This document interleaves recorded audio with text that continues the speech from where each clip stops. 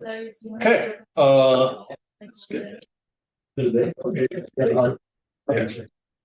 Yeah. So today we're going to finish up our discussion of Fraunhofer diffraction. Hopefully, finish up the double slit, the end slit, and the diffraction grating. I'm going to put a video for that because that's just too much material to cover for one lecture. But the circular aperture and resolution, I did want to talk about that because it's so important for many applications like telescopes, microscopes, etc. So we will talk about that here in class. Okay. Okay. Oh, that was not supposed to be like that. Interesting.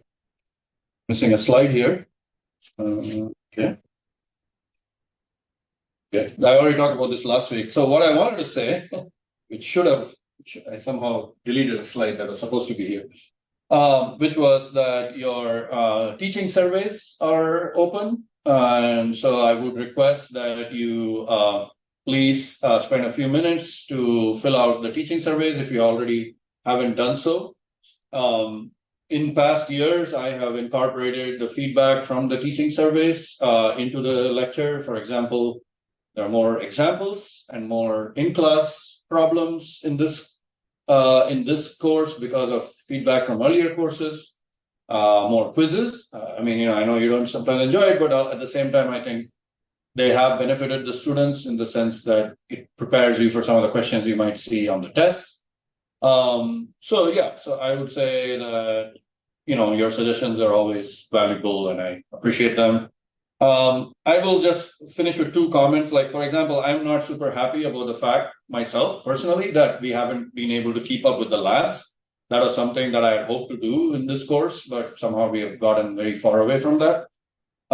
Usually by this time, I would have hoped to be talking about other things besides the lab stuff, like applications beyond what's in the lab. We have had no chance to do that. Part of the blame is obviously on me, but also I would say that it's because partially I've tried to incorporate feedback from other parts of the class that I included more of these examples, which have then taken away from the actual lecturing time in the class. But I think in the overall, I would say the benefit is more towards doing more examples than, giving you more theory. So I'm happy with that mix still. I think what would have benefited is if we had a bit more class time. And I think the problem with that I found out this week is that this class, I asked, like, why can't we just simply have like 20 more minutes of class time or something like that? So that would be more than enough for me to cover out a lot of other things in the syllabus and in the course and keep up with the labs and so on. And I was told that originally this course was meant to be purely just to satisfy a state requirement that every high school teacher, science teacher, have an optics class. But of course, we've evolved far away from that original requirement because we're now, this course is also satisfying people's need for like a course in optics before grad school that you might see on for GRE, but nowadays I guess even GRE is not required. But anyway. And so I guess we've just evolved very far away from just purely, satisfying some small requirement for having an optics class. And also we are using this to satisfy your lab requirements. So it has all ended up being a sort of mix of multiple requirements, which has ended up, resulting in a class which probably needed to be 4 credits rather than 3 credits, I would say. That's just my personal feeling. And if you want to say that in your feedback that this needs to be a 4-credit class, I encourage you to do that so that I can then take that to the chair and say, look at this, people want this to be 4. I don't think there's much chance of anything changing, but, we can certainly try. Anyway, that's just a little soliloquy on like what has been my own reflection on what's happened in this semester. Okay, so now getting back to the material, we were covering double slit diffraction in the last class. I showed you this double slit diffraction pattern, which is just essentially can be thought of as a combination of single slit diffraction multiplied by a 2-slit interference pattern. And as I pointed out in the last class, when the separation between the slits A, which is that A, is greater than B, which is the width of the slit, as you would expect, most of the time A is going to be greater than B, then you get fringes from the interference pattern, which are more closely spaced. Because again, this figure, this graph is something which I think is very visually representative of what is happening, which is that sine theta, which is the angle at which the maxima and minima occur. You can see that there's, of course, a central fringe, which is just maximum, because that's a zero path difference. But then when sine theta is lambda over A, that's when you get the first interference maximum. And this is 2 lambda over A. And then here, lambda over B represents the first diffraction minimum. So you can see when lambda over B coincides with, say, 3 lambda over A, that's when you're going to get a missing order, because the diffraction minimum, which where the intensity goes to 0, and you're multiplying these two functions. So when the diffraction part goes to 0, the overall intensity is going to go to 0, even if the interference fringe had a maximum, or interference pattern had a maximum. And that's what we call the missing order. So you can see that from the fact that, the third interference, so this lambda over A is the first one, 2 lambda over A is the second one, 3 lambda over A would be where the third interference fringe would be, but that is now superseded by the fact that there's a diffraction minimum lambda over B here. So equating those two, you can see that B must be equal to A divided by 3. Therefore, A equals 3 times B, which is exactly how this problem was set up. That is, that the slit separation A was exactly 3 times the slit width. Okay, all right. So that we talked about, and this is just showing more of these figures. So for example, here we have when A over B is 10, you can count up, 1, 2, 3, 4, 5, 6, 7, 8, 9, and kind of at the 10th one, which is where you would expect the 10th fringe, you get a missing order here. Okay. And so on. And similarly here, this is 5. So again, lambda over A, 1 lambda over A, 2 lambda over A, 3 lambda over A, 4 lambda over A, and then 5 lambda over A is where the fringe is missing, basically. And for the other ones. Okay. So that brings me to my first example or problem. So in a 2-slit setup, each of the slits is 0.02 millimeters wide. The apertures are illuminated by plane waves of this yellow sodium light, wavelength 589.6. Resulting Fraunhofer fringe consists of 11 narrow bright fringes. So going back here, I'm just going to use this as our example here. So just to figure out the answer, which is what is the question then asks, what is the separation of the slits? The separation of the slits is A, the width of the slits is B, so we need that ratio A over B.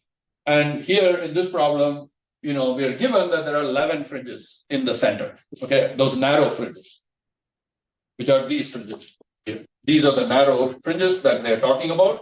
Okay, and that's right. I mean, it says it in the problem, it's the narrow bright interference fringes. Okay, so in this case, we can count up the number of fringes.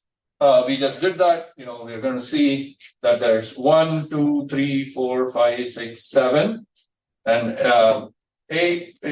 So depending on whether you want to count that as half and half, but I would count that as a full.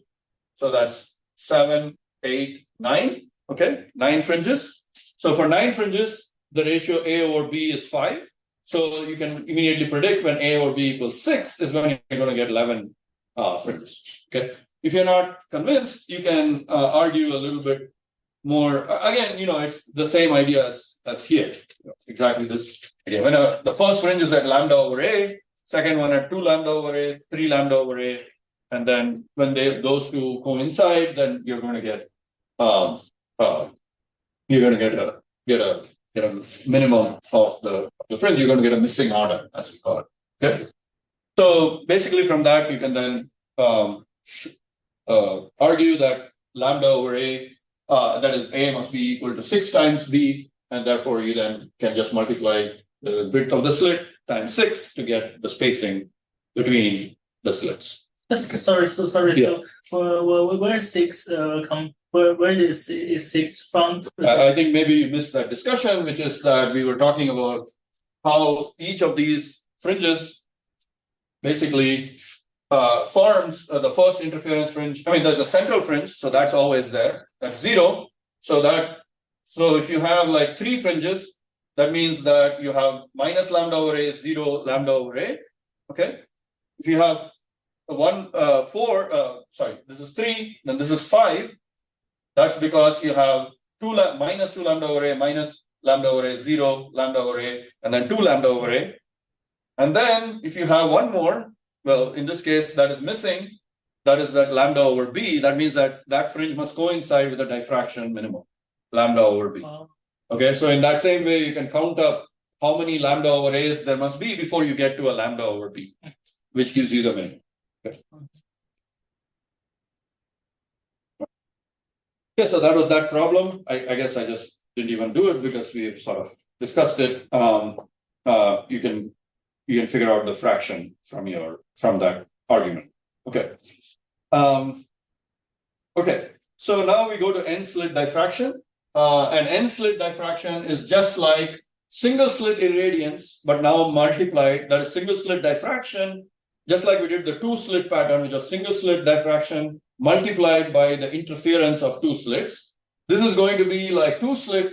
This is going to be like single slit diffraction multiplied by n-slit interference or n-slit diffraction, whichever way you want to think about it. So, and that is just like the n-coherent oscillator problem that we did at the very beginning of the diffraction.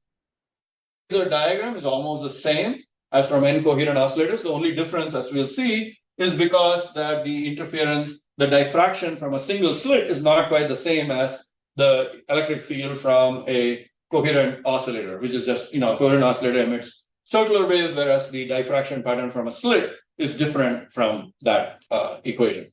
Okay.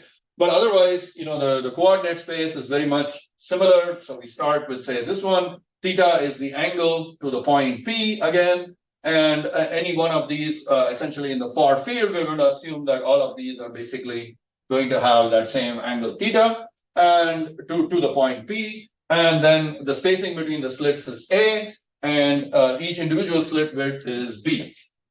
And this phasor diagram is also should be reminiscent. If you watch the video on the line source, this is how I showed you how to do the n-slit problem for our n-coherent oscillator phasor diagram. So that is exactly the same as that.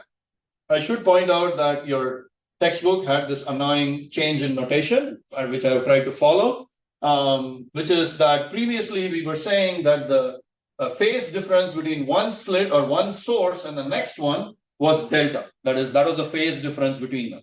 Okay, but in your textbook, they have for the slit problem, for the coherent oscillator problem, they call that phase difference delta. But for the n-slit problem, they call this difference 2 alpha. Okay, so it's annoying. I don't know why they did this, but I've chosen to also follow that convention just so you can compare these results to what's in the textbook. Okay. Okay, so this is the n-slit problem. You have first phasor, second phasor, third phasor, etc. up to n.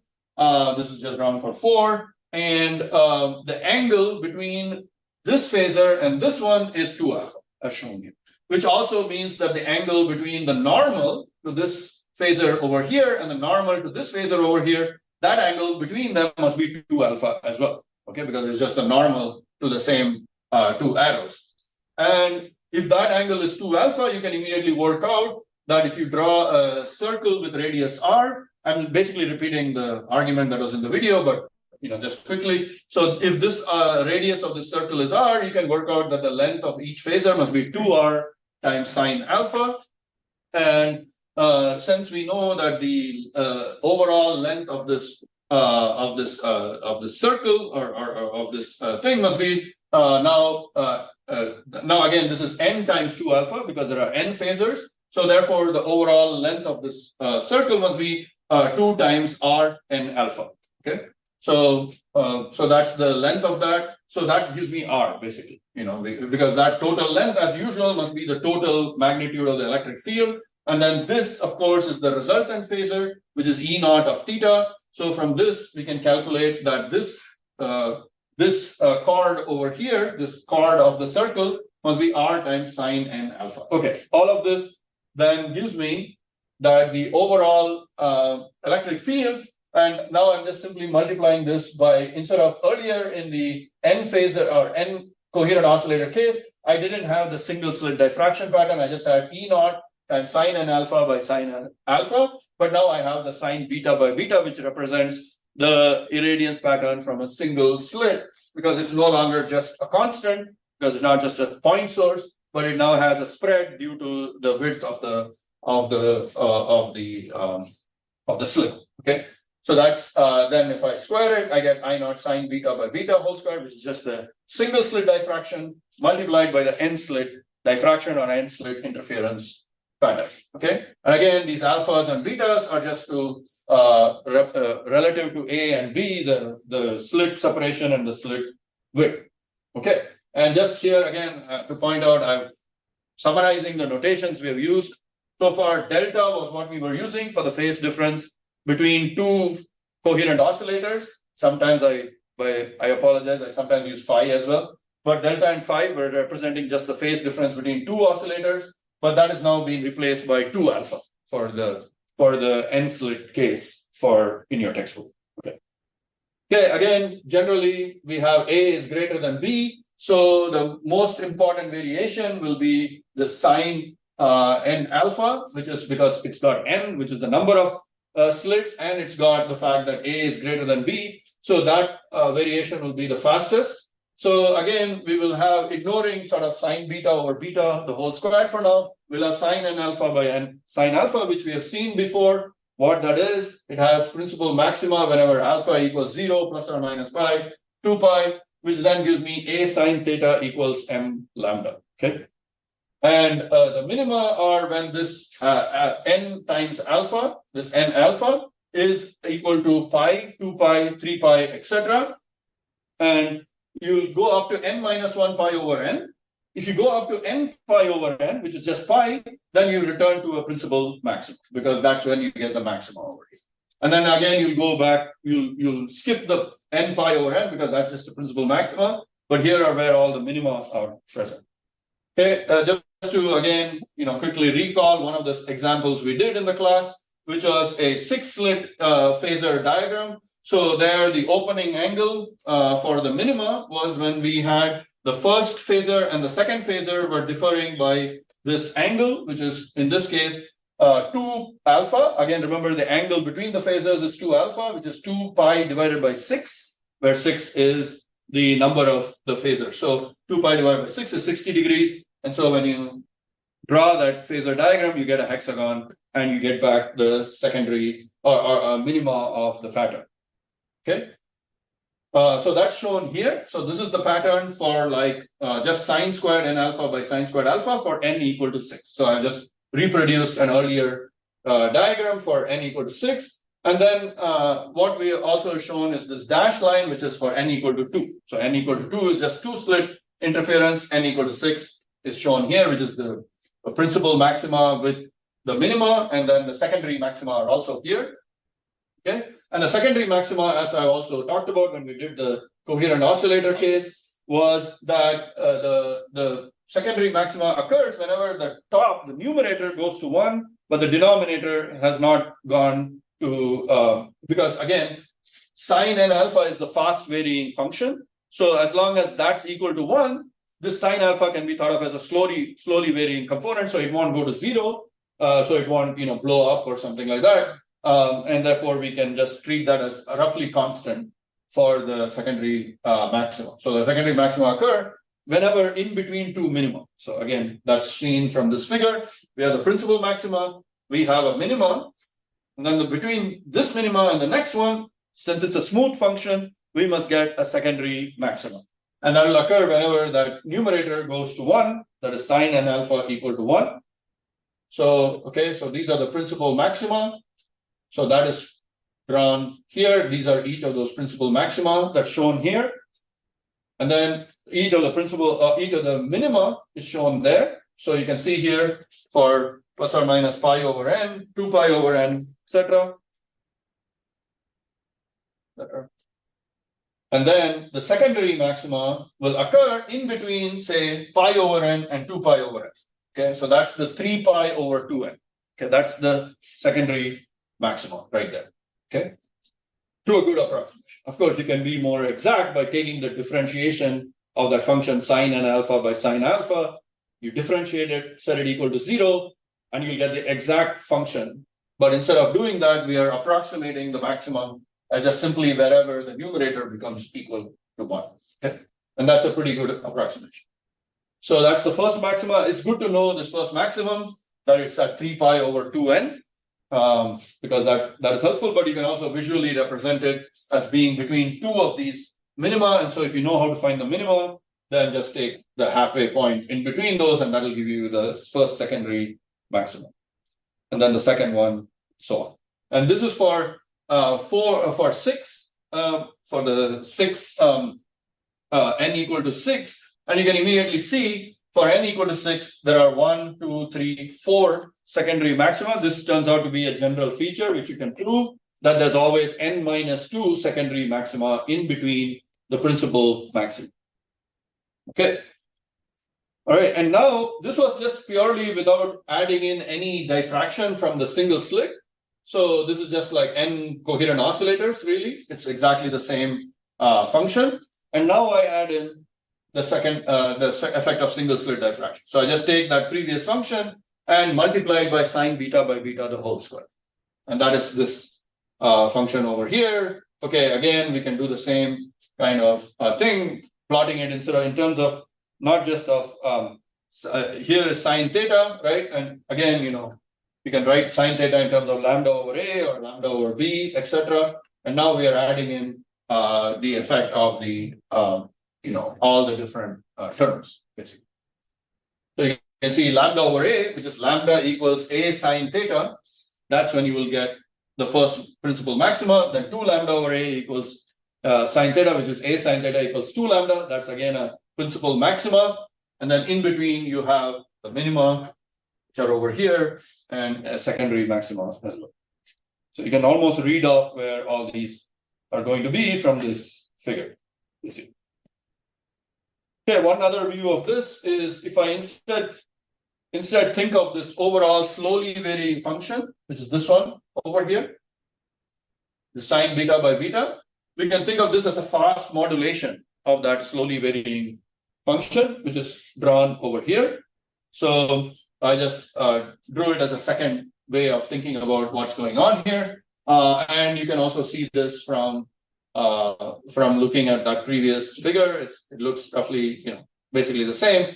Again, I point out that there are n minus 2 subsidiary maxima in between the principal maxima.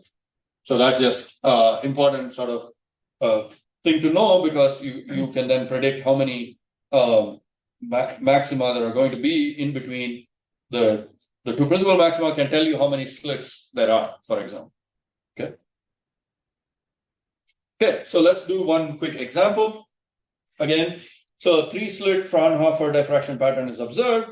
Draw the phasor diagram for the 0th order principal maximum and the first subsidiary maximum. I should mention this will be kind of similar to questions you'll see on the test. So let's go through this and make sure that everyone is understanding this. Okay, so oops.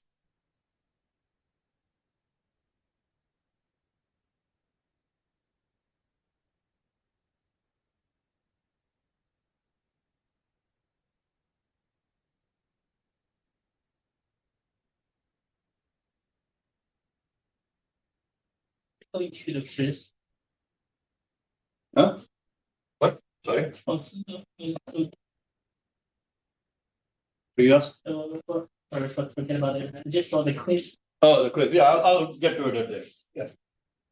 Okay, so we have a 3-slit pattern, and we want to calculate the first principal maximum. So we want to draw the phasor diagram. So of course, there's the 0th order principal maximum right here, right? And then there's the secondary, and then there's, you know, so in this case, I guess there'll be only one subsidiary maximum because n minus 2. So we'll have the one subsidiary maximum, and then we'll have the next one. Okay. And again, as I mentioned, this occurs when the phasors from each of these slits line up together, gives you the principal maximum. So we get for the first principal maximum over here. Basically, we just turned this by 2 pi. We have turned the whole slit by 2 pi, and that gives me the angle between these two phasors. And then the next one is also 2 pi. So that's another, gives me another phasor. So all three of them add up. Let's call, if each of these is E0 due to the slit itself, each of them is E0, then this total electric field at the principal maximum is going to be 3 times E naught. Okay. And now let's do one of the subsidiary minimum. Well, we know that that this will happen when alpha, which is equal to pi over n, which is pi over 3. That's the minimum. And this one will happen when alpha is equal to 2 pi over 3. Right?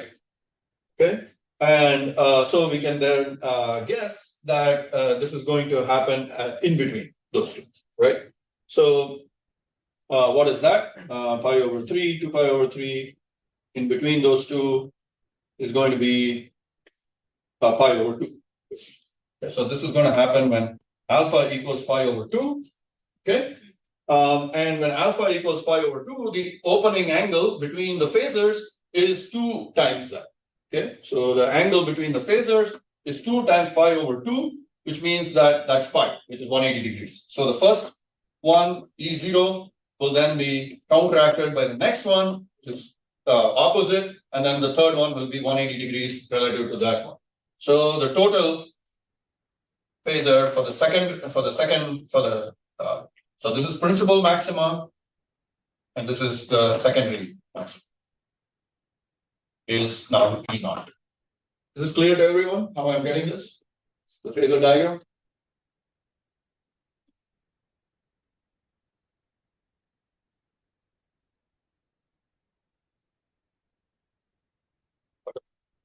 By the way, what will be the minimum? What will be the phasor diagram for the minimum? So I have the first slit, and the first minimum is when alpha equals pi over 3, right?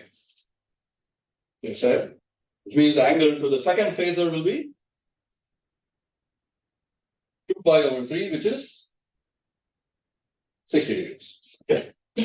So this is rotated by 60 degrees relative to this 60 degrees. Isn't that 120? 120 degrees. We're done. And this angle is 60. Sorry. Yes, 120.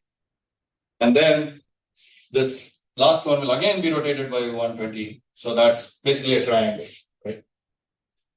So this is kind of hopefully hinting to you like how to do, say, 5 slit, for example, or 7 slit, etc. Okay. All right. Oh, and the intensity then is just I secondary maximum by I principal maximum is going to be 1 over 9, right? Because it's the ratio of the fields. So E naught divided by 3 E naught whole square. Stop me if any of this is unclear.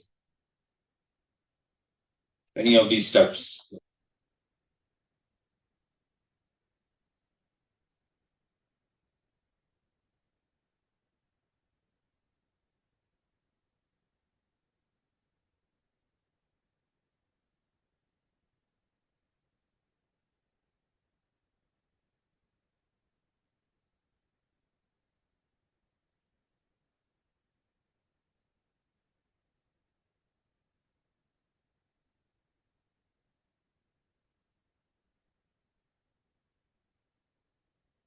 I don't have time to do the diffraction grading, as I mentioned, so I'm just going to put that into a short supplementary video, and I'll add that to this module this week. So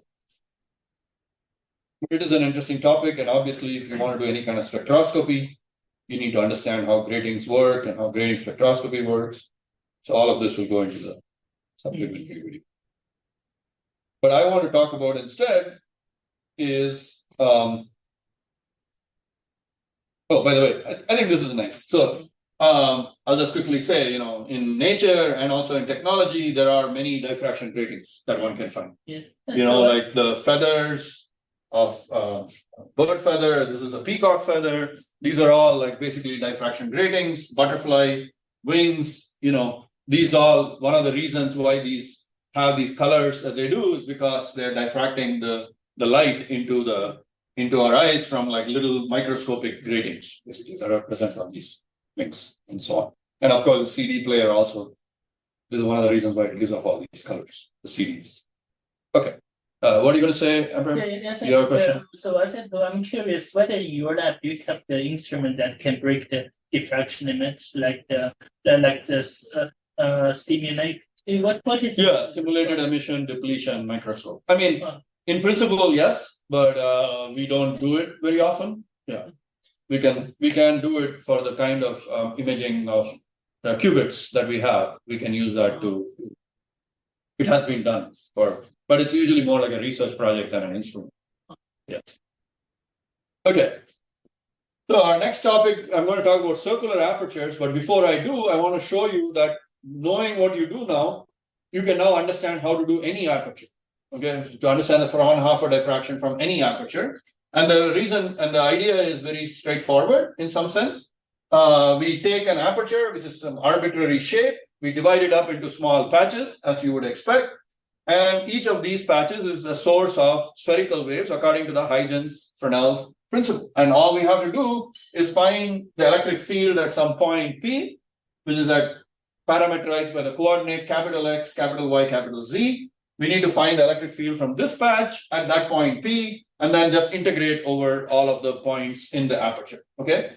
And what is the electric field at this point P due to this patch at ds? Well, let's assume that the electric field has some uniform strength throughout this aperture, which is true if you have an incident plane wave on that aperture. And then the circular wave or spherical wave that's given off by the point S over here is just of this one, I omega t minus kr divided by r. Okay. And times, of course, ds just representing the area of the patch because that's the source strength. That's the source strength per unit area that we are taking here for EA. Okay.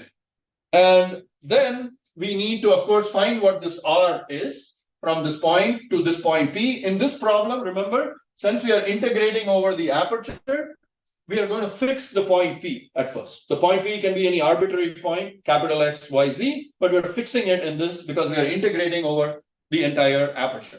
Okay. So in this problem, then the R squared, just using Pythagoras theorem or whatever, I mean, in this coordinate space, etc., is just the capital X squared plus Y minus Y the whole square plus Z minus Z the whole square, all to the square root of half. Okay. Sorry, I screwed that up. There is no square root. This is R, it's not R squared. Okay. Now I find out small r, which I can just find by taking. Let me just do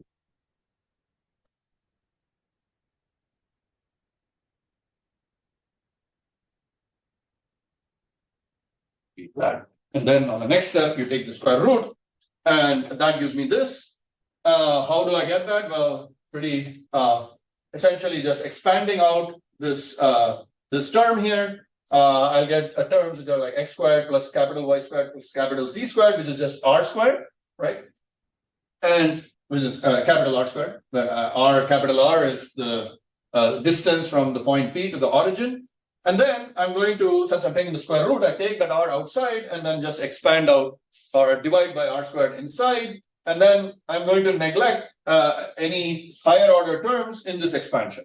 Okay, so when r is much greater than small y or z, that is the distance to the point P is much greater than the size of the aperture, I can neglect this term, y squared plus z squared by r squared.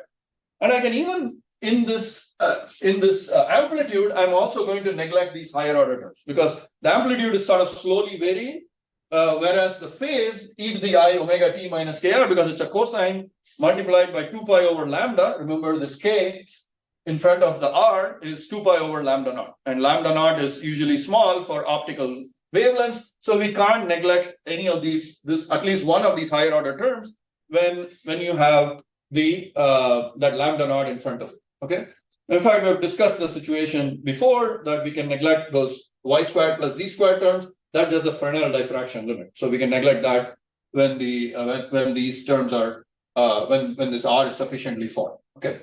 So that's what's happening. So we end up with this function small r equals 1 minus yy plus zz divided by r squared. That's obtained by taking the binomial expansion of this term over here. Okay. Finally, we can then write down straightforwardly, so to speak, the integral over this aperture. And this, of course, this term here is just a spherical wave emanating from the point O to P, that's just omega t minus k capital R, k capital R. And then this integral over the aperture is going to give me something. But again, as you can see, it's only in the end, after I integrate out the variables y, and small z, will just be dependent on capital Y and capital Z at the end.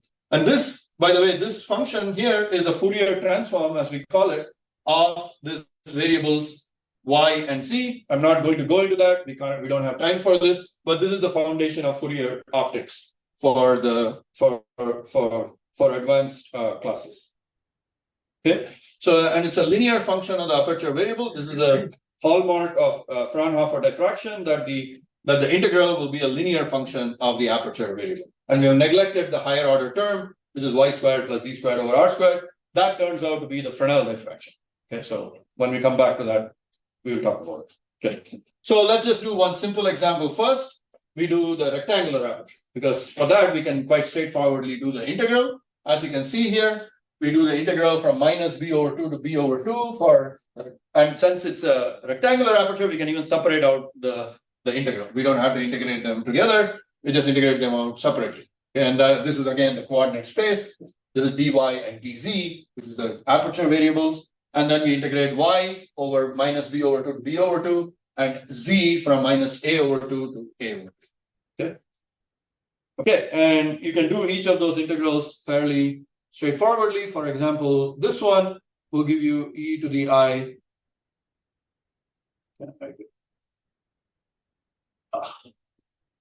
My k's and my r's and everything is going to terrible. B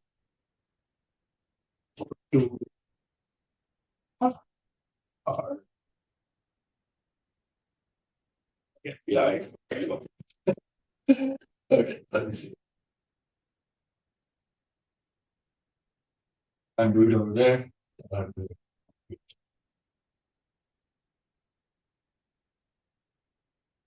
I'm just doing one term just to make it. E to the I k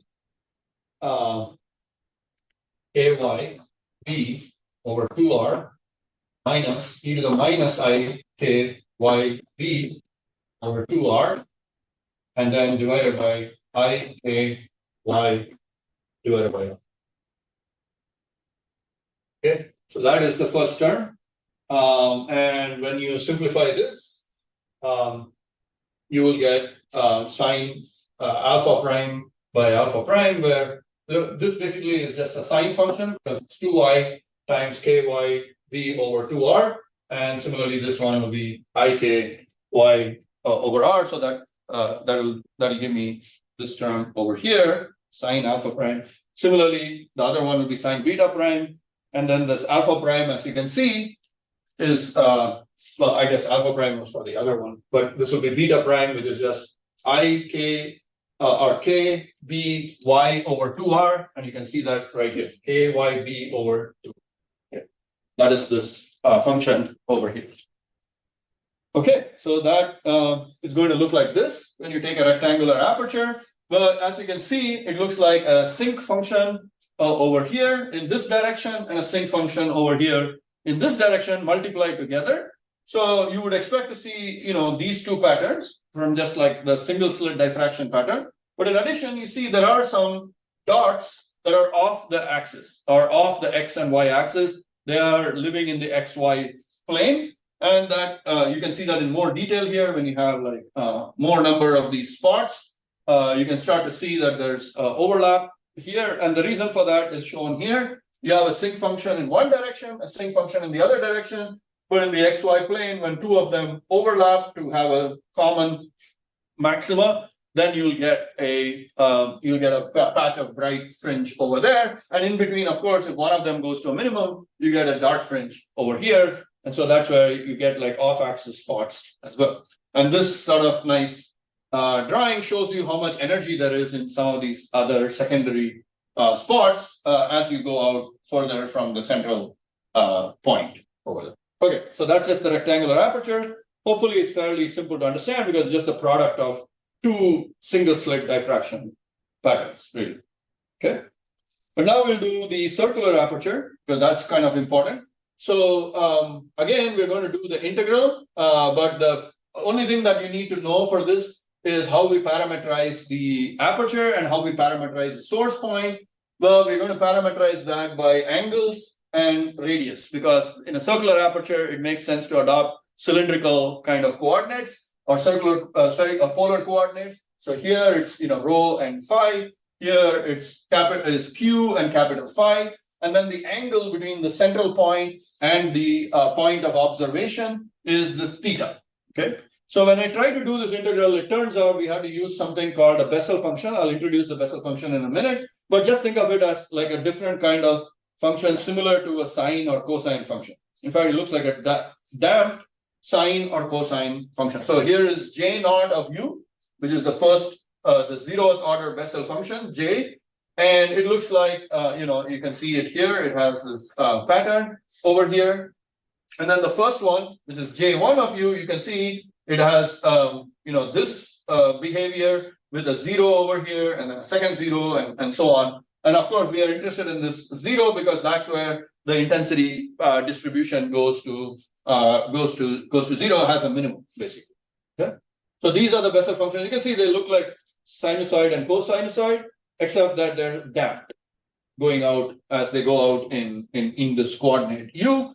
And in this case, the u is given by, again, our friend Ka sine theta, as usual. Okay, so Ka sine theta, which of course, when you convert to 2 pi over lambda naught times a sine theta, and whenever I set that equal to say, in this case, let's take a look at j1 of u, you can see it goes to 0 close to about 4. In fact, it's 3.8 basically. So when I set Ka sine theta equal to 3.8, I will get the first 0 where sine theta will give me a minimum in the irradiance distribution.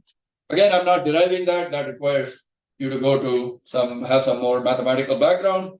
But if you are interested, then you can learn that the Bessel function of the first kind is actually the solution to this integral 0 to 2 pi e to the I u cosine v dv, and the higher order ones are solutions of this integral I e to the I mv plus u cosine v dv 0 to 2 pi. Okay, so and they'll show up often in problems with axial or spherical symmetry.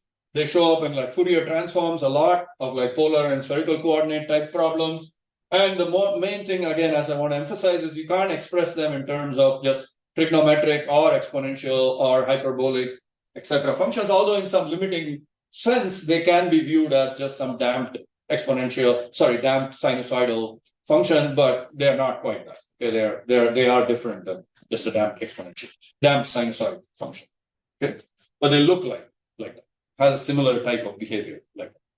Okay, so that's just the mathematical background if you're interested. And of course, when you take some other classes, math methods and so on, you'll learn more about these functions. Okay, so coming back to what I just said, the first 0 of the Bessel function of the first order is this Ka sine theta, which is 3.83. So now I can solve for sine theta, and we get this very, very important relationship. This is like a key relationship when it comes to the resolution of imaging systems, which is that the extent of this Airy disk, which is called the Airy disk pattern, as I think I skipped over it, it was on the previous slide, that this is the Airy disk pattern. And so what it's saying is that the angle theta with respect to the central point, so that's half the radius or half the angular diameter of this disk, is set by 1.22 lambda over d, where d is the diameter of the aperture. Okay, so this is very similar. We have seen this for like the single slit case, that there is some dependence like lambda over a, except that the factor here is not just sine theta equals lambda over A, but it's this 1.22 times lambda over A. Okay, so that's the only difference. Okay. 1.22 is derived from the from this equation. Okay. That setting k sine theta equals 3.8. Where does this 3.8 come from? From the zero of the Bessel function. Okay. Okay. So if a lens is used to obtain the Fraunhofer pattern, then instead of just taking the angle, we have to multiply that angle by the focal length of the lens, just like we have done before for the Fraunhofer setups in a earlier last class. I talked about similar thing with the lens. So then instead of just 1.22 lambda over d, this is where Q1, just representing the radius of the disk, instead of being just the angular radius, it's the actual radius. It's in distance units now. 1.22 times the focal length times this lambda over d again. Okay. Another nice thing to know is that most of the energy, 85% or 84%, is within that central 80 disk. If you want, if you care about like more than 84%, you want to go out to the second ring, that's 91%, and so on and so forth. You can calculate that from the integrals. Okay, so in the last, well, I'm almost out of time, but I did want to mention that the diffraction resolution in an imaging system is governed by this formula. Essentially, you can see if I have a source over here, okay, in the geometrical optics, each of these will be imaged to these points over here, okay, in the center. But because of the 80 disk, and here the 80 disk is simply governed by the diameter of the lens itself, d, okay. So that d determines how widespread these disks are. And if the disks are well spaced out like this, you can clearly resolve that there are two separate points in this thing. Okay. And you can see here from this drawing that this angle here is delta phi again. So this is the same angle as this angle over here. These two angles are equal. So you can see when delta phi is much greater than delta theta, or 2 times delta theta here, right? Because that's when they would be very clearly resolved.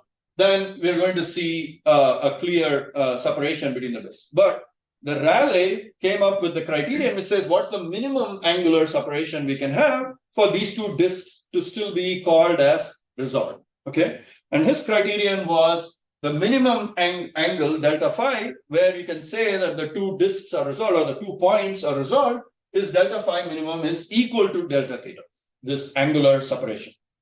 Okay, so and then of course we can calculate what will be the minimum separation in the image plane over here. Sorry. This is just simply multiplying the focal length or the distance from the lens to this point by that angle. So the minimum separation in this image plane here is 1.22 f lambda over d in the image plane. Okay. So if I were to plot, for example, the intensity by just choosing a coordinate axis along this direction, if this was the intensity, what I'm saying is when I plot the intensity, if I just can barely see a slight gap between those, in this case, between those two peaks, then I'll say that it's resolved. And Rayleigh said they are slightly resolved when the separation between these two peaks equals the half width of the peaks themselves, which is very similar to what we did with the Fabry-Perot resonance as well. We had the same criterion. So this is the same as that criterion is also repeated here. It's also repeated in grating spectroscopy. And this shows you kind of what it looks like when you're at that criterion over here. Okay. You can still tell that there are two blobs. That's what they were trying to get to. Okay. That's that distance delta L in this plane over here. Okay, so I don't have time to do this particular example. I will come back to it in the next class. But basically, this explains to you why, for example, if I'm looking at something on the moon, this is for two sun-like stars. Assume that the diameter of the sun is 1.39 times 10 to the 9 meters. Take the wavelength of light as 500 nanometers. You're given the primary mirror diameter of 10 meters. Then we want to find out the maximum distance L at which the Keck telescope will barely resolve two sun-like stars on Earth. This is assuming that all atmospheric disturbances and other things have been canceled out, and we are purely limited by just diffraction. So even though we're talking about telescope mirrors, we can use the same formula. This it turns out to be valid for that case as well, and I'll work out this problem in more detail in the next class. Okay.